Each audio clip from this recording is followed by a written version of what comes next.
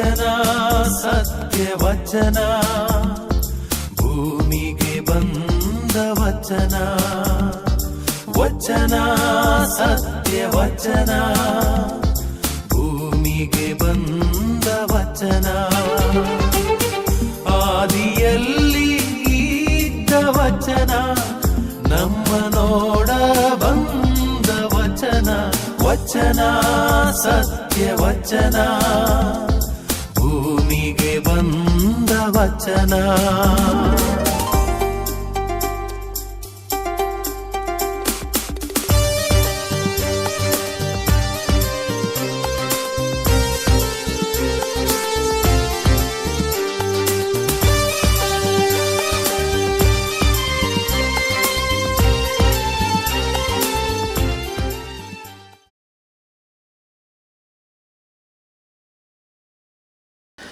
ಪಿತನ ಸುತನ ಮತ್ತು ಪವಿತ್ರ ಆತ್ಮನ ನಾಮದಲ್ಲಿ ಆಮೆನ್.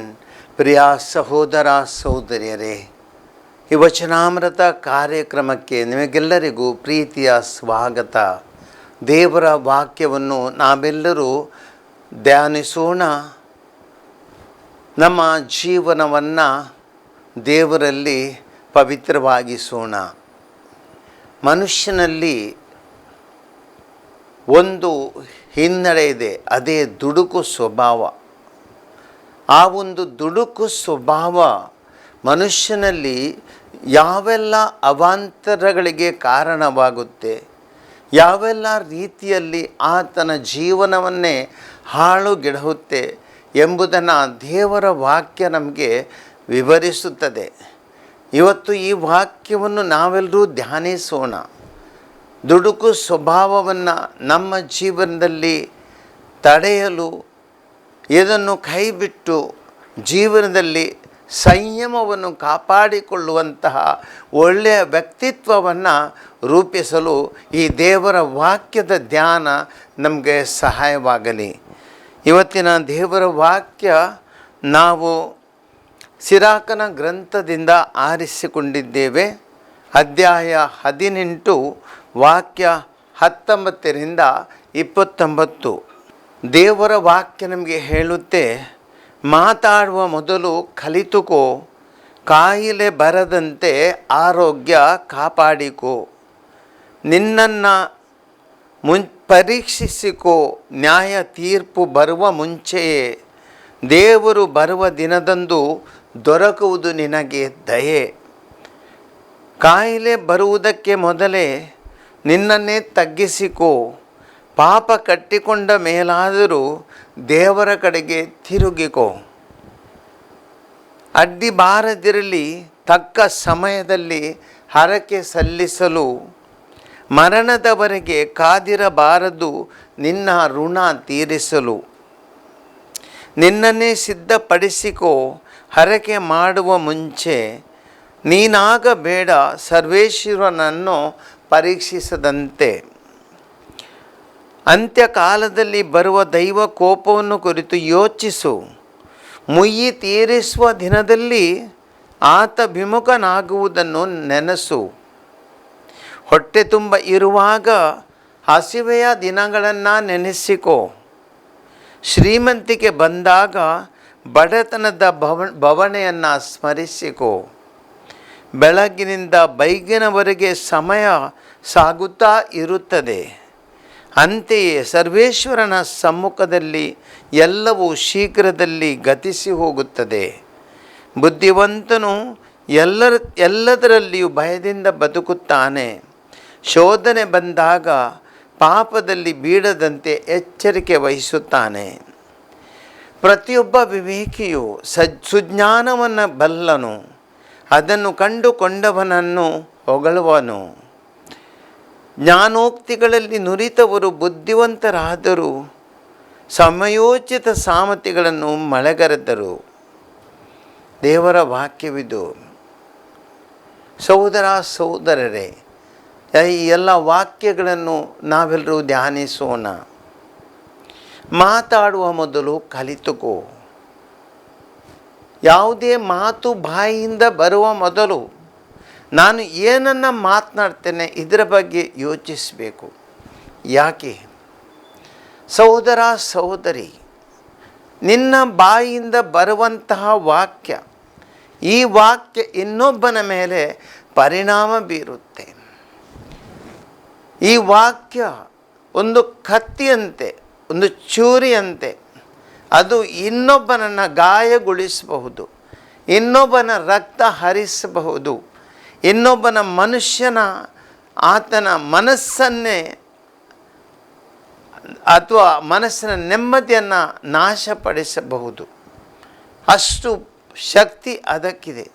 ಆದುದರಿಂದ ಯಾವೊಬ್ಬನಾದರೂ ನಾನು ಮಾತನಾಡುವ ಮೊದಲು ಏನನ್ನು ಮಾತನಾಡುತ್ತೇನೆ, ಯಾರ ಹತ್ರ ಮಾತನಾಡುತ್ತೇನೆ, ಯಾವ ವಿಷಯವನ್ನು ಮಾತನಾಡುತ್ತೇನೆ, ನನ್ನ ಮಾತಿನ ಪರಿಣಾಮ ಆತನಲ್ಲಿ ಯಾವ ರೀತಿ ಆಗಬಹುದು, ಈ ಸಮಯದಲ್ಲಿ ಆತನಿಗೆ ಏನು ಬೇಕು, ನಾನು ಮಾತನಾಡುವ ಮಾತುಗಳು ಯಾವ ರೀತಿಯದ್ದಾಗಿರಬೇಕು, ಅವುಗಳು ಯಾವ ರೀತಿಯಲ್ಲಿ ಆತನಿಗೆ ಸಹಾಯವಾಗಿರಬಹುದು, ಇಂತಹ ಎಲ್ಲ ಯೋಚನೆಗಳನ್ನು ಮನಸ್ಸಿನಲ್ಲಿ ಇಡಬೇಕು. ಯೇಸು ಕ್ರಿಸ್ತರು ಅವರ ಬೋಧನೆಗಳನ್ನು ಮಾಡುವಾಗ ಪ್ರತಿಯೊಂದು ಸಮಯದಲ್ಲಿ ಅವರು ಮನುಷ್ಯರ ಅವಶ್ಯಕತೆಗಳನ್ನು ಅರಿತು ಅವರ ಆ ಒಂದು ಮಾತನಾಡುವಂಥ ಆ ಸಮಯ ಅಥವಾ ಪರಿಸರವನ್ನು ಅರಿತು ಆ ಸಂದರ್ಭದ ಕುರಿತು ಯೋಚನೆ ಮಾಡಿ ಅವರು ಬೋಧನೆಯನ್ನು ಮಾಡ್ತಿದ್ದರು. ಯಾವುದೇ ಬೋಧನೆಗಳನ್ನು ಇಲ್ಲಿಯೂ ಮಾಡಿರಲಿಲ್ಲ. ಫರಿಸಾಯರು ಮತ್ತು ಅಥವಾ ಈ ಶಾಸ್ತ್ರಜ್ಞರು ಅವರೊಡನೆ ಮಾತನಾಡುವಂಥ ಮಾತುಗಳು ಬೇರೆ. ಅತಿಯಾದ ಬಡವರು, ಬಲ್ಲಿದರು, ಕಷ್ಟದಲ್ಲಿ ನರಳುತ್ತಿರುವವರು ಅವರೊಡನೆ ಮಾತನಾಡುವ ಪರಿಯೇ ಯೇಸು ಕ್ರಿಸ್ತರದ್ದು ಬೇರೆ. ಅದೇ ರೀತಿಯಲ್ಲಿ ಶಿಷ್ಯರೊಡನೆ ಮಾತನಾಡುವ ಆ ಪರಿಯೇ ಬೇರೆ. ಅಂದರೆ ಸಮಯೋಚಿತವಾಗಿ, ಸಂದರ್ಭಕ್ಕೆ ಸರಿಯಾಗಿ, ಅವಶ್ಯಕತೆಗಳಿಗೆ ಅನುಗುಣವಾಗಿ ಯೇಸು ಕ್ರಿಸ್ತರು ತಮ್ಮ ಬೋಧನೆಯನ್ನು ನೀಡುತ್ತಿದ್ದರು. ಇದರಿಂದಾಗಿ ಅವರ ಆ ವಾಕ್ಯಗಳಿಂದ ಇತರರಿಗೆ ತುಂಬ ಒಳ್ಳೆಯದಾಗ್ತಿತ್ತು. ಫರಿಸಾಯರು ಮತ್ತು ಶಾಸ್ತ್ರಜ್ಞರಿಗೆ ಅವರ ಕೆಟ್ಟ ಯೋಚನೆಗಳನ್ನು ಅವರು ಟೀಕೆ ಮಾಡಿ ಅವರನ್ನು ತಿದ್ದಿಸುವಂಥ ಪ್ರಯತ್ನ ಮಾಡಿದರು. ಬಡವರ ಬಲ್ಲಿದರಿಗೆ ಅವರು ಜೀವವನ್ನೇ ಕೊಟ್ಟರು, ಧೈರ್ಯವನ್ನು ತುಂಬಿದರು. ಸಹೋದರ ಸಹೋದರರೇ, ಇದೇ ನಮ್ಮ ಜೀವನದಲ್ಲಿ ನಾವು ಮಾಡಬೇಕು. ಮಾತನಾಡುವ ಮೊದಲು ಯೋಚಿಸಬೇಕು. ಯಾವೊಬ್ಬನಾಗಲಿ ನಮ್ಮ ಮನೆಯಲ್ಲಾಗಲಿ, ಕುಟುಂಬದಲ್ಲಾಗಲಿ, ಸಭೆಯಲ್ಲಾಗಲಿ ಯಾವುದು ಮಾತನಾಡ್ತೇವೆ ಅದರಿಂದ ಒಳ್ಳೆಯದಾಗಬೇಕು. ಅನೇಕ ಬಾರಿ ರಾಜಕಾರಣಿಗಳನ್ನು ನಾವು ನೋಡ್ತೀವಿ. ಅವರು ಆಡುವಂಥ ಮಾತುಗಳಿಂದ ಕಿಚ್ಚು ಹೊತ್ತಿಕೊಳ್ಳುತ್ತೆ. ಕೆಲವೊಮ್ಮೆ ಒಂದೇ ಮಾತು, ಆದರೆ ಆ ಮಾತಿನಿಂದ ಹೊತ್ತಿಕೊಂಡ ಕಿಚ್ಚು ಆರಲು ಅದೆಷ್ಟೋ ಸಮಯ ಬೇಕಾಗುವುದು. ಜನರ ನಡುವೆ ಒಂದು ದ್ವೇಷ ಹೊತ್ತಿಕೊಂಡರೆ ಅದು ಆರಲು ವರ್ಷಗಳೇ ಬೇಕಾಗುತ್ತೆ. ಆದ್ದರಿಂದ ಮಾತನಾಡುವ ಮೊದಲು ಯೋಚಿಸೋಣ. ಎರಡನೆಯದಾಗಿ ದೇವರ ವಾಕ್ಯ ಮುಂದೆ ಹೇಳುತ್ತೆ, ಕಾಯಿಲೆ ಬರದಂತೆ ಆರೋಗ್ಯ ಕಾಪಾಡಿಕೋ. ಒಬ್ಬ ಮನುಷ್ಯನು ಏನು ಮಾಡಬೇಕು, ಆಲೋಚನೆ ಮಾಡಬೇಕು. ಕಾಯಿಲೆ ಬರದಂತೆ ನೋಡಿಕೊಳ್ಬೇಕು. ಕಾಯಿಲೆ ಬಂದ ನಂತರ ನಾನು ಟ್ರೀಟ್ಮೆಂಟ್ ಮಾಡ್ತೀನಿ, ನಾನು ಅದಕ್ಕೆ ಬೇಕಾದ ವೈದ್ಯಕೀಯ ಶುಶ್ರೂಷೆಯನ್ನು ಪಡೆಯುತ್ತೇನೆ ಅಂದುಕೊಂಡ್ರೆ ಅದು ತಪ್ಪು. ಯಾಕೆಂದರೆ ಅದು ಅಷ್ಟರಲ್ಲೇ ನಮ್ಮ ದೇಹವನ್ನು ಹೊಕ್ಕಿ ಅರ್ಧ ನಮ್ಮ ದೇಹವನ್ನು ನಾಶ ಮಾಡಿಬಿಡುತ್ತೆ, ದೇಹದ ಭಾಗಗಳನ್ನು ನಾಶ ಮಾಡಿಬಿಡುತ್ತೆ. ರೋಗ ಒಂದು ಹೊಕ್ಕಿದರೆ ಸಾಕು ದೇಹದಲ್ಲಿ, ಅದು ಎಲ್ಲಿ ಯಾವ ರೀತಿಯಲ್ಲಿ ಯಾವ ಭಾಗದ ಮೇಲೆ ಪರಿಣಾಮ ಬೀರುತ್ತೆ ಎಂಬುದು ನಮಗೆ ಗೊತ್ತಾಗಲ್ಲ. ಆದುದರಿಂದ ನಾವು ಕಾಯಿಲೆ ಬರದಂತೆ ನೋಡಿಕೊಳ್ಳುವುದು ತುಂಬ ಅಗತ್ಯ. ಅದೇ ಇಂಗ್ಲೀಷ್ನಲ್ಲಿ ಒಂದು ಹೇಳಿಕೆಯನ್ನು ಕೇಳಿದ್ದೇವೆ, precaution is better than the cure. Precaution is better than the cure. ಅಂದರೆ ವೈದ್ಯರಲ್ಲಿ ಹೋಗಿ ಸಾವಿರಗಟ್ಟಲೆ ಲಕ್ಷಗಟ್ಟಲೆ ದುಡ್ಡು ಖರ್ಚು ಮಾಡಿ ನಾವು ವೈದ್ಯಕೀಯ ಚಿಕಿತ್ಸೆಯನ್ನು ಪಡೆಯುವುದಕ್ಕಿಂತ ಮೇಲಾಗಿ ನಾವು ಅದು ಕಾಯಿಲೆಯನ್ನು ಬರದಂತೆ ತಡೆದರೆ ನಮ್ಮ ದೇಹಕ್ಕೆ ಭಾರವೂ ಇಲ್ಲ, ಒತ್ತಡವೂ ಇಲ್ಲ, ನಮ್ಮ ದೇಹದ ಮೇಲೆ ಪರಿಣಾಮವೂ ಇಲ್ಲ, ಮನಸ್ಸಿಗೆ ನೆಮ್ಮದಿಯೂ ಸಿಗುತ್ತೆ. ಆದ್ದರಿಂದ ಯೋಚಿಸೋಣ ಪ್ರತಿಯೊಬ್ಬರು. ನಮ್ಮ ಜೀವನದಲ್ಲಿ ನಾವು ನಡೆಸುವಂಥ ಆಚಾರ ವಿಚಾರಗಳು, ನಾವು ತಿನ್ನುವಂಥ ಆಹಾರ, ನಮ್ಮ ಜೀವನದ ಪರಿ, ಯಾವ ರೀತಿಯಲ್ಲಿ ನಮ್ಮ ಚಲನವಲನ, ಇವೆಲ್ಲವುಗಳು ಆರೋಗ್ಯವನ್ನು ಕಾಪಾಡಿಕೊಳ್ಳುವಂತಹ ರೀತಿಯಲ್ಲಿ ನಾವು ಜೀವಿಸಬೇಕು. ಮುಂದೆ ದೇವರ ವಾಕ್ಯ ಹೇಳುತ್ತೆ, ನಿನ್ನನ್ನೇ ಪರೀಕ್ಷಿಸಿಕೋ, ನ್ಯಾಯ ತೀರ್ಪು ಬರುವ ಮುಂಚೆ, ದೇವರು ಬರುವ ದಿನದಂದು ದೊರಕುವುದು ನಿನಗೆ ದಯೆ. ನಮ್ಮ ಜೀವನದಲ್ಲಿ ನಾವು ನಮ್ಮನ್ನೇ ಪರೀಕ್ಷಿಸಿಕೊಳ್ಬೇಕು. ನಮ್ಮ ನ್ಯಾಯ ತೀರ್ಪು ಬರೋವರೆಗೆ ಕಾಯುವಂಥ ಪರಿಸ್ಥಿತಿ ಬರಬಾರದು. ಯಾಕೆಂದರೆ ದೇವರು ನಮ್ಮ ಮೇಲೆ ನೀಡುವಂಥ ತೀರ್ಪು ಯಾವ ಸ್ವರೂಪವದ್ದಾಗಿರಬಹುದು ನಮಗೆ ಗೊತ್ತಿಲ್ಲ. ಆದ್ದರಿಂದ ನಮ್ಮ ಜೀವನವನ್ನು ನಾವು ಪ್ರತಿದಿನ ಪರೀಕ್ಷಿಸಿಕೊಳ್ಬೇಕು. ನಮಗೆ ಗುರುಕುಲದಲ್ಲಿ ತರಬೇತಿ ನೀಡುವ ಸಮಯದಲ್ಲಿ ಸಂತ ಜೋಸೆಫರ ಸೆಮಿನರಿಯಲ್ಲಿದ್ದೆ ನಾನು. ಆವಾಗ ನಮಗೆ ನಮ್ಮ ಆಧ್ಯಾತ್ಮಿಕ ಗುರುಗಳು ನಮಗೆ ಕಲಿಸ್ತಾ ಒಂದು ಅತ್ಯುತ್ತಮ ಪಾಠ. ಪ್ರತಿ ರಾತ್ರಿ ಮಲಗುವ ಮೊದಲು ನಮಗೊಂದು ಅಭ್ಯಾಸವಿತ್ತು, ಮಾಡಲೇಬೇಕಾದ, ಕಡ್ಡಾಯವಾಗಿ ಮಾಡಬೇಕಾದೊಂದು ಅಭ್ಯಾಸವನ್ನು ಕೊಟ್ಟಿದ್ದರು. ಮಲಗುವ ಮೊದಲು ನಾವು ನಮ್ಮ ಪ್ರಾರ್ಥನೆಯನ್ನು ಮಾಡಿ, ಆ ಪ್ರಾರ್ಥನೆಯ ಒಂದು ಭಾಗ ಇಡೀ ದಿನ ನಾವು ಅವಲೋಕಿಸುವುದು. ಯಾವ ರೀತಿ ಇವತ್ತು ನನ್ನ ದಿನವನ್ನು ಕಳೆದಿದ್ದೇನೆ, ಯಾವ ರೀತಿ ತಪ್ಪು, ಎಕ್ಸಾಮಿನ್ ಆಫ್ ಕಾನ್ಷಿಯಸ್ ಅಂತ ಹೇಳ್ತೇವೆ, ನಮ್ಮ ಅಂತಃಕರಣದ ಪರೀಕ್ಷೆ. ಅದನ್ನೊಂದು ಅವಲೋಕನ ಮಾಡಿಕೊಳ್ಬೇಕು. ಅದು ನಮಗೆ ತುಂಬ ಕಡ್ಡಾಯ. ಅದು ನಾನು ಇವತ್ತಿನವರೆಗೂ ಯೋಚಿಸ್ತೇನೆ, ಅದೆಷ್ಟು ಅಗತ್ಯ ಉಳ್ಳದಂದರೆ, ನನ್ನ ಜೀವನ ಇವತ್ತು ಯಾವ ರೀತಿಯಲ್ಲಿ ಸಾಗಿದೆ, ಯಾವ ತಪ್ಪುಗಳನ್ನು ನಾನು ಮಾಡಿದ್ದೇನೆ, ಯಾವ ವಿಷಯದಲ್ಲಿ ನಾನು ದೇವರ ಕ್ಷಮೆ ಬೇಡಬೇಕು, ಯಾವ ವಿಷಯದಲ್ಲಿ ನಾಳೆ ನನ್ನ ತಿದ್ದುಕೊಳ್ಬೇಕು, ಇವೆಲ್ಲವುಗಳು ನನಗೆ ನಮ್ಮದೊಂದು ನಮ್ಮ ನೆನಪಿಸ್ತದೆ ಮತ್ತು ಮುಂದಿನ ಜೀವನವನ್ನು ಒಳ್ಳೆಯದಾಗಿಸ್ತದೆ. ತಪ್ಪು ಮಾಡದಂತೆ ನಮಗೆ ಎಚ್ಚರ ಕೊಡುತ್ತೆ. ಸಹೋದರ ಸಹೋದರಿಯರು ಬಹಳ ಮುಖ್ಯ. ಆದ್ದರಿಂದ ನಾವೆಲ್ಲರೂ ಯಾರೇ ಆಗಲಿ, ಗುರುಗಳಾಗಲಿ ಅಥವಾ ಸಾಮಾನ್ಯ ಜನರಾಗಲಿ, ಮಕ್ಕಳಾಗಲಿ, ಯುವಕರಾಗಲಿ, ನಾವು ಪ್ರಾಯವಿದ್ದ ವ್ಯಕ್ತಿಗಳಿದ್ದ ಆಗಲಿ, ಯಾರೇ ಆಗಲಿ, ಸೀನಿಯರ್ಸ್ ಆಗಲಿ, ಪ್ರತಿಯೊಬ್ಬರು ನಾವು ಮಾಡಬೇಕಾದ ಒಂದು ಕರ್ತವ್ಯ, ಜೀವನವನ್ನು ಆವಾಗ ಅವನ ಅವಲೋಕಿಸಬೇಕು. ಅದಕ್ಕೆ ನಮಗೆ ಒಂದು ಕ್ರೈಸ್ತ ಧರ್ಮಸಭೆಯಲ್ಲಿ ನಮಗೆ ಸಿಕ್ಕಿದ ಅಂತ ಒಂದು ಒಳ್ಳೆಯ ಕೊಡುಗೆ ಅಂದರೆ ಧ್ಯಾನಕೂಟ. ಈ ಧ್ಯಾನಕೂಟವನ್ನು ಹೇಗೆ ಏರ್ಪಡಿಸೋದು? ನಾವು ಮನುಷ್ಯರ ಜೀವನದ ಒಂದು ಅವಲೋಕನ, ವರ್ಷದಲ್ಲಿ ಒಂದು 3 ದಿನ ಅಥವಾ 4 ದಿನ ನಾವು ಧ್ಯಾನಕೂಟವನ್ನು ಏರ್ಪಡಿಸಿ ಆ ಸಮಯದಲ್ಲಿ ನಮ್ಮ ಇಡೀ ವರ್ಷದ ಜೀವನವನ್ನು ಅವಲೋಕಿಸುವುದು. ದೇವರ ವಾಕ್ಯದ ಬೆಳಕಿನಲ್ಲಿ ನಮಗೆ ಗುರುಗಳು ಕೊಡುವಂಥ ಬೋಧನೆಯ ಮೂಲಕ ನಮ್ಮನ್ನೇ ನಾವು ಪರೀಕ್ಷಿಸಿಕೊಂಡು ನಾವು ನಮ್ಮ ಹಿಂದಿನ ಜೀವನದಲ್ಲಿ ಮಾಡಿದ ತಪ್ಪುಗಳಿಗಾಗಿ ಕ್ಷಮೆಯನ್ನು ಬೇಡಿಕೊಂಡು ಮುಂದಿನ ಜೀವನ ಒಳ್ಳೆಯದಾಗಿ ಜೀವಿಸುವುದು ಇದು ಬಹಳ ಅಗತ್ಯ. ನಮಗೆ ಧಾರ್ಮಿಕ ಸಭೆಗಳಲ್ಲಿ ಅಥವಾ ಗುರುಗಳಿಗೆ ಅಥವಾ ನಮ್ಮ ಧರ್ಮ ಭಗಿನಿಯರಿಗೆ ಪ್ರತಿ ವರ್ಷ ಇದು ಕಡ್ಡಾಯ ಧ್ಯಾನಕೂಟ ಮಾಡಲೇಬೇಕು. ಅದು ಕೇವಲ ಗುರುಗಳಿಗೆ ಮತ್ತು ಭಗಿನಿಯರಿಗೆ ಮಾತ್ರವಲ್ಲ, ಪ್ರತಿಯೊಬ್ಬ ಕಥೋಲಿಕ ಕ್ರೈಸ್ತನಿಗೆ ಧ್ಯಾನಕೂಟ ಬೇಕು. ಯಾಕೆಂದರೆ ಅದು ನಮ್ಮನ್ನೇ ನಾವು ಅವಲೋಕಿಸುವ ಸಮಯ. ಯಾವ ರೀತಿಯಲ್ಲಿ ನನ್ನ ಜೀವನ ಸಾಗಿದೆ, ಕಳೆದ ವರ್ಷದಲ್ಲಿ ನಾನು ಏನು ಒಳ್ಳೆಯದನ್ನು ಮಾಡಿದ್ದೀನಿ, ಏನು ಕೆಟ್ಟದನ್ನು ಮಾಡಿದ್ದೀನಿ, ಯಾವ ತಪ್ಪುಗಳನ್ನು ಮಾಡಿದ್ದೀನಿ, ಎಲ್ಲಿ ನನ್ನ ಜೀವನವನ್ನು ತಿದ್ದಬೇಕು, ಎಲ್ಲಿ ನಾನು ಜೀವನವನ್ನು ಒಳ್ಳೆಯದುಪಡಿಸಬೇಕು, ಇದೆಲ್ಲ ನಾವು ತಿಳಿಬೇಕಾದಂಥ ವಿಷಯಗಳು. ನಮ್ಮನ್ನೇನೋ ಪರೀಕ್ಷಿಸಬೇಕು, ತಿದ್ದಬೇಕು. ಅದು ನಾವು ಮಾಡಿದಲ್ಲಿ ನಮ್ಮ ಜೀವನ ಒಳ್ಳೆಯ ರೀತಿಯಲ್ಲಿ ಸಾಗುತ್ತೆ. ಇಲ್ಲವೆಂದಾದರೆ ತಿದ್ದುಪಡಿ ಇಲ್ಲವೆಂದಾದರೆ ನಮ್ಮ ಜೀವನದಲ್ಲಿ ಯಥಾಸ್ಥಿತಿ ಹೋಗಿ ಮುಂದೆ ಹೋದರೆ ಅಪಾಯ ಬರುವ ತನಕ ನಾವು ಕಾದರೆ ಏನು ಪ್ರಯೋಜನವಾಗುವುದಿಲ್ಲ. ಅಷ್ಟರಲ್ಲೇ ದೇವರ ನ್ಯಾಯ ತೀರ್ಪು ನಮ್ಮಲ್ಲಿ ಬಂದರೆ ನಮ್ಮ ಜೀವನ ಹೋಯಿತು.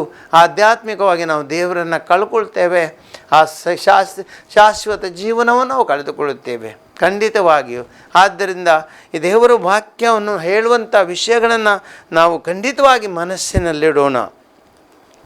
ದೇವರು ಕಾಯಿಲೆ ಬರುವುದಕ್ಕೆ ಮೊದಲು ನಿನ್ನನ್ನೇ ತಗ್ಗಿಸಿಕೋ, ಪಾಪ ಕಟ್ಟಿಕೊಂಡ ಮೇಲಾದರೂ ದೇವರ ಕಡೆಗೆ ತಿರುಗಿಕೋ. ನಾವು ಪಾಪವನ್ನು ಮಾಡುತ್ತೇವೆ, ಪಾಪವನ್ನು ಮಾಡಿದ ಮೇಲಾದರೂ ದೇವರ ಕಡೆಗೆ ತಿರುಗಬೇಕಂದ್ರೆ ಆ ಪಾಪದ ಪರಿಣಾಮವೇನು? ಒಂದು ಪಾಪ ಮಾಡಿದರೆ ಏನಾಗುತ್ತೆ ನಮಗೆಲ್ಲರಿಗೂ ಗೊತ್ತು. ಮಾಡಿದೊಂದು ಪಾಪದಿಂದಾಗಿ ಮನುಷ್ಯರು ನಾವು ಅದೆಷ್ಟೋ ನಮ್ಮ ಮನಸ್ಸಿನ ನೆಮ್ಮದಿಯನ್ನು ಕಳ್ಕೊಳ್ತೇವೆ, ಜೀವನದ ಹಲವಾರು ವಿಷಯಗಳನ್ನು ಕಳೆದುಕೊಳ್ತೇವೆ.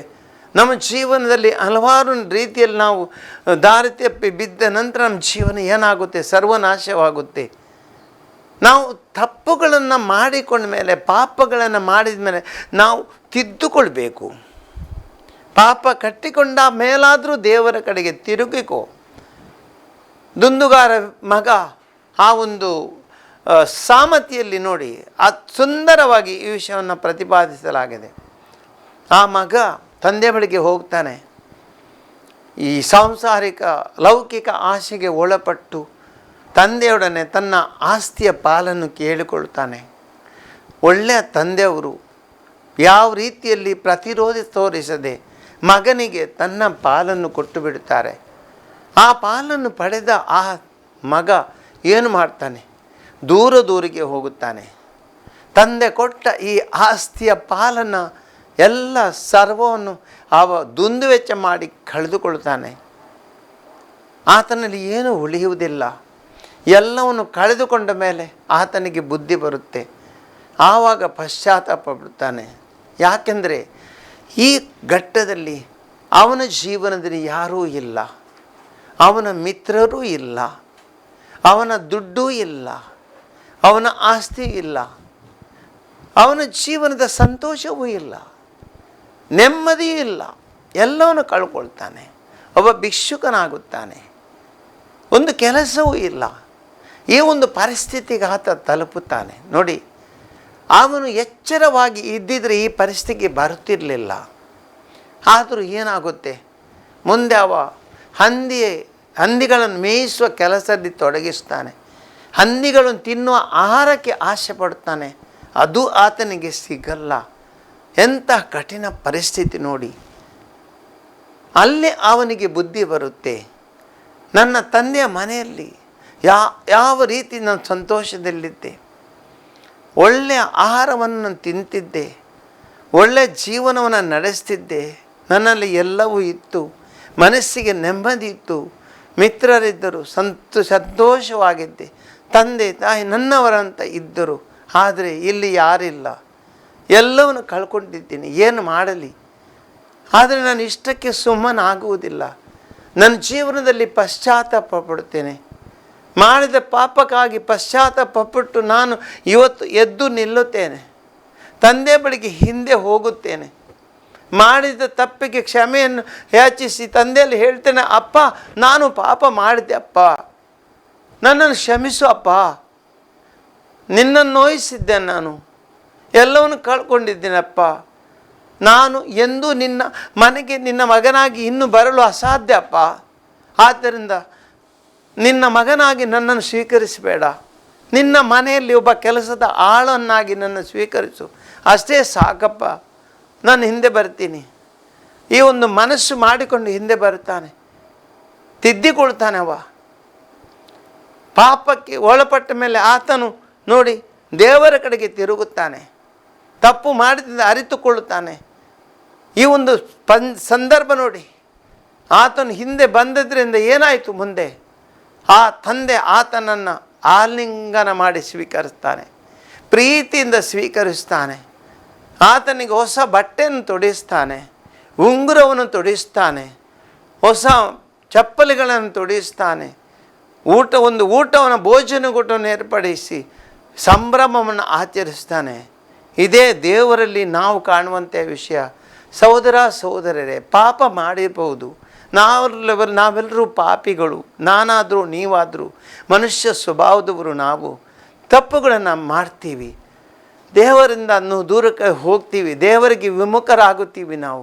ಆದರೆ ನಮ್ಮ ಜೀವನದಲ್ಲಿ ಆ ಒಂದು ಸಂದರ್ಭ ಬಂದಾಗ ನಾವು ಪಾಪ ಮಾಡಿದ್ದೀವಿ, ನಾವು ದೇವರಿಂದ ವಿಮುಖರಾಗಿದ್ದೀವಿ, ನಾವು ದೇವರನ್ನು ನೋಯಿಸಿದ್ದೀವಿ, ಎಲ್ಲವನ್ನು ಕಳ್ಕೊಂಡಿದ್ದೀವಿ. ಆದರೆ ಈಗ ಈ ಸಂದರ್ಭದಲ್ಲಿ ನಾನು ಹಿಂದೆ ಹೋಗಬೇಕು, ನನ್ನ ಜೀವನವನ್ನು ತಿದ್ದಬೇಕು, ನನ್ನ ಹಿಂದಿನ ಸಂತೋಷವನ್ನು ಹಿಂಪಡೆಯಬೇಕು, ನನ್ನ ತಂದೆಯ ಬಳಿಗೆ ಹೋಗಬೇಕು, ದೇವರ ಬಳಿಗೆ ಹೋಗಬೇಕು, ದೇವರ ಪ್ರೀತಿಯ ಅನುಭವ ಪುನಃ ಮಾಡಬೇಕು, ನಾನು ದೇವರ ಸನ್ನಿಧಿಯಲ್ಲಿ ನಾನು ಬಾಳಬೇಕು. ಇಂಥ ಒಂದು ರೀತಿಯಲ್ಲೇ ಭಾವನೆಗಳು ಬರಬೇಕು. ನಾವು ಜೀವನ ಪರಿವರ್ತನೆ ಮಾಡುವಂಥ ಒಳ್ಳೆಯ ಮನಸ್ಸನ್ನು ಮಾಡಬೇಕು. ಸಹೋದರರೇ, ನಾವು ಪುನರ್ಜೀವನಗೊಳ್ಳಬೇಕು ಜೀವನದಲ್ಲಿ. ಹಿಂದಿನ ಜೀವನದಲ್ಲಿ ನಾವು ಇದ್ದರೆ ಖಂಡಿತ ಏನು ಒಳ್ಳೆಯದಾಗುವುದಿಲ್ಲ, ನಾವು ನಾಶವಾಗ್ತೀವಿ. ಆದ್ದರಿಂದ ದೇವರ ತೀರ್ಪು ಬರುವ ಮೊದಲೇ ನಾವು ನಮ್ಮ ಜೀವನವನ್ನು ಬದಲಿಸೋಣ, ನಾವು ಜೀವನದಲ್ಲಿ ಪರಿವರ್ತನೆಯಾಗೋಣ, ದೇವರ ಕಡೆಗೆ ಅಭಿಮುಖರಾಗೋಣ, ಪಾಪಕ್ಕೆ ವಿಮುಖರಾಗೋಣ. ಇದರ ಮೂಲಕ ನಮ್ಮ ಜೀವನದಲ್ಲಿ ಹೊಸ ಒಂದು ಅಧ್ಯಾಯ ಬರಲಿ, ಆ ದೇವರು ನಮ್ಮನ್ನು ಸ್ವೀಕರಿಸಲಿ, ಆ ದೇವರ ಸನ್ನಿಧಿಯಲ್ಲಿ ನಾವು ಬಾಳುತ್ತಾ ಸಂತೋಷದಿಂದ ಹೊಸ ಜೀವನದ ಸುಖ ಸವಿಯನ್ನು ಅನುಭವಿಸ್ತಾ ಜೀವಿಸುವಂಥ ಒಂದು ಆ ಸೌಭಾಗ್ಯ ನಮಗೆಲ್ಲರಿಗೂ ಸಿಗಲೆಂದು ಒಂದು ಗಳಿಗೆ ದೇವರಲ್ಲಿ ಪ್ರಾರ್ಥಿಸೋಣ. ದಯಾಮಯಿ ತಂದೆ, ನಾವೆಲ್ಲರೂ ಪಾಪಿಗಳು. ಈ ಜೀವನದಲ್ಲಿ ನಾವು ದುಡುಕೋ ಸ್ವಭಾವದವರು ಸ್ವಾಮಿ. ಜೀವನದಲ್ಲಿ ಅನೇಕ ಬಾರಿ ತಪ್ಪು ಮಾಡ್ತೀವಿ, ಯೋಚಿಸದೆ ನಮ್ಮ ಜೀವನದಲ್ಲಿ ಹಲವಾರು ರೀತಿಯಲ್ಲಿ ನಾವು ತಪ್ಪನ್ನು ಮಾಡ್ತೀವಿ, ಎಡವಿದ್ದೇವೆ. ದಯಾಮಯಿ ತಂದೆ, ನಮ್ಮನ್ನು ಕ್ಷಮಿಸಿರೆ. ನಾವು ಆ ದುಂದುಗಾರ ಮಗನಂತೆ ನಾವು ಇವತ್ತು ನಮ್ಮ ಜೀವನಕ್ಕಾಗಿ ಪಶ್ಚಾತ್ತಾಪ ಪಡುತ್ತೇವೆ, ಮಾಡಿದ ಪಾಪಗಳಿಗಾಗಿ ಪಶ್ಚಾತ್ತಾಪ ಪಡ್ತೇವೆ. ತಂದೆ, ನಮ್ಮೆಲ್ಲ ಪಾಪಗಳನ್ನು ಕ್ಷಮಿಸಿ ನಾವು ಹೊಸ ಜೀವನಕ್ಕೆ ಕಾಲಿಡುವಂತೆ ಆ ನಿಮ್ಮ ಶಕ್ತಿಯನ್ನು ಅನುಗ್ರಹಿಸಿರಿ. ಆ ಹೊಸ ಜೀವನದಲ್ಲಿ ನಾವು ನಿಮ್ಮೊಂದಿಗೆ ಬಾಳಲು ನಮ್ಮ ದೈಹಿಕ ಎಲ್ಲ ಆಶಯಗಳನ್ನು ಬದಿಗಿರಿಸಿಕೊಂಡು ಆ ಸ್ವರ್ಗೀಯ ಸುಖದ ಒಂದು ಅನುಭವವನ್ನು ಪಡೆಯಲು ನಾವು ಸ್ವರ್ಗೀಯ ಜೀವನಕ್ಕೆ ಅನುಗುಣವಂತೆ ಜೀವಿಸಲು ಆ ದೈವ ಶಕ್ತಿಯ ನಮಗೆ ದಯಪಾಲಿಸಿರೆಂದು ತಂದೆ ನಾವು ನಿಮ್ಮನ್ನು ಪ್ರಾರ್ಥಿಸ್ತೇವೆ. ಆಮೆನ್.